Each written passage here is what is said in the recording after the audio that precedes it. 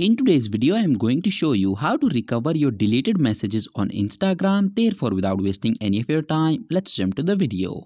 So in order to restore your deleted messages on Instagram, what you need to do is to open the Insta application. Click on these three horizontal lines at the top right corner of your screens. Then go to your activity.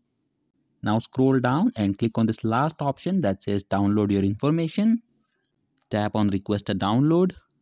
Select your Instagram account and click on next. Then click on the second option that says select types of information. Okay, since we only want to recover our deleted messages, therefore click on this messages option and click on next. Then tap on submit request.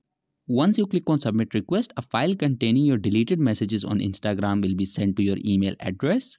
Once you have received the file, all you have to do is to download it and your deleted chats on Instagram will be recovered. So that was it for this video and I'll see you guys in the next one. Peace out.